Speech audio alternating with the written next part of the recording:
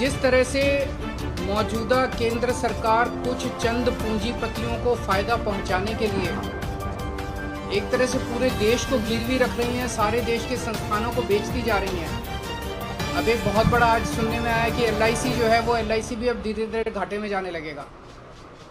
करोड़ों करोड़ों लोग जिन लोगों ने अपनी पूरी जमा पूंजी LIC के अंदर जमा कराई थी, उन लोगों का क्या होगा। इन कई सारे विषयों के ऊपर चर्चा हुई, देश के गंभीर हालात के ऊपर चर्चा हुई। हमारा देश तभी आगे बढ़ेगा जब हम एक दूसरे से सीखेंगे। हमें एक दूसरे से लड़ना नहीं है, हमें एक दूसरे से सीखना है।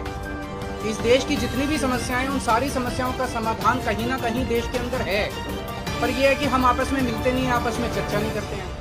तो मुझे बहुत अच्छा है कि उद्धव जी से आज चर्चा हुई बहुत, और हम इसको अब आगे मिलते रहेंगे और इस रिश्ते को और आगे लेके जाएंगे।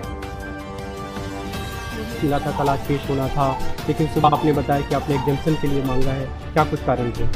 देखिए, मैंने CBI के साथ एक्साइज पॉलिसी के मामले में हर जांच में सहयोग किया है, हर तरह की उनकी पूछताछ में सहयोग किया है। लेकिन इस वक्त दिल्ली के लिए ये बहुत क्रूशियल समय है, क्योंकि दिल्ली का अगला 1 साल का बजट अभी मैं तैयार कर रहा हूँ और फाइनल स्टेज पे है बजट की सारी तैयारी। फरवरी के एंड तक मुझको वो तैयार करके सेंट्रल गवर्नमेंट को भेजना है। तो इसीलिए मैंने CBI के ऑफिसर्स को रिक्वेस्ट किया है कि भाई आपकी हर पूछताछ में मैंने सहयोग किया है, मैं आगे भी करूँगा। लेकिन फ़िलहाल मेरा डे टू डे मैं दिन रात एक करके बजट को फाइनलाइज कर रहा हूँ। किसी भी वित्त मंत्री के लिए जब बजट फाइनल हो रहा होता है तो उसको दिन रात एक करके काम करना होता है। तो मैंने उनसे यही रिक्वेस्ट किया कि बजट की एक हफ्ता ये फरवरी के एंड में मुझे फिर से बुला लें, मुझे कोई दिक्कत नहीं है। उसके बाद मुझे कभी भी बुला लें, मैं सारे सवालों के जवाब दूंगा। एक्साइज पॉलिसी पे मेरे पास सारे सवालों के जवाब हैं, लेकिन अभी बजट की प्रोसेस को डिरेल ना करें। जी, आपको आशंका थी कि क्या बजट प्रोसेस डिरेल करने के लिए ये नोटिस आपको सर्व किया गया था? देखिए, इस घटनाक्रम को देखिए। पहले फ्राइडे की शाम को माननीय सुप्रीम कोर्ट में MCD को लेकर फैसला आता है और बीजेपी के सारे मंसूबे फेल होते हैं। बीजेपी को बहुत बुरी तरह से तमाचा पड़ता है। फ्राइडे की शाम को बीजेपी एक्सपोज हो जाती है। तो फ्राइडे की शाम को सुप्रीम कोर्ट का ऑर्डर आता है। सैटरडे की सुबह ये मुझे सम्मन देते हैं कि संडे की सुबह आ जाओ, और एक ऐसे समय में सम्मन देते हैं जब मैं बजट तैयार कर रहा हूँ। तो आपको बदला लेना है। आप सुप्रीम कोर्ट में बुरी तरह से हारे, आपको मुझसे बदला लेना है, आपको परेशान करना है। आप करो, ये आपकी राजनीति है, आपका बदला लेना आपकी आदत है। लेकिन आप दिल्ली के लोगों के काम को रोक के मुझसे बदला लेना चाहते हो, ये गलत है। अगर दिल्ली का बजट नहीं बनता है, अगर दिल्ली के बजट को फाइनल शेप में नहीं दे पाता हूँ, मैं अभी लास्ट तक तैयारी करते करते आ गया हूँ, तो इसका नुकसान किसको होगा?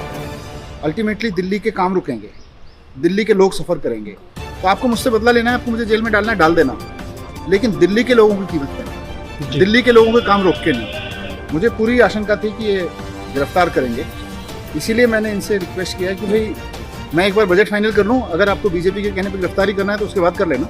जी, पिछली बार भी आप लोग ये कह रहे थे कि जब आपको बुलाया गया था पूछताछ के लिए कि गिरफ्तारी हो सकती है, तो इस बार भी अंदेशा था आपको? बिल्कुल, क्योंकि बीजेपी बुरी तरह से हारी है सुप्रीम कोर्ट में, तो अब ये बदला लेंगे और ये बदले की कार्रवाई तो करेंगे।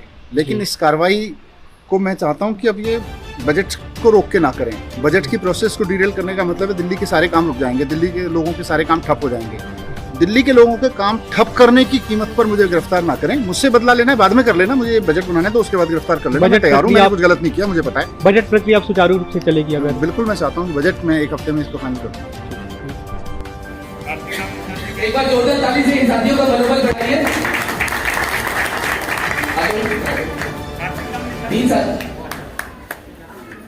तीन लोग आए, ठीक है।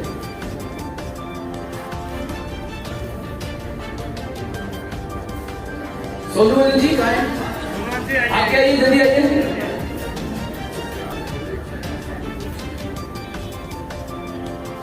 इन साथियों ने बहुत महत्वपूर्ण जिम्मेदारी ली है। ब्लॉक अध्यक्ष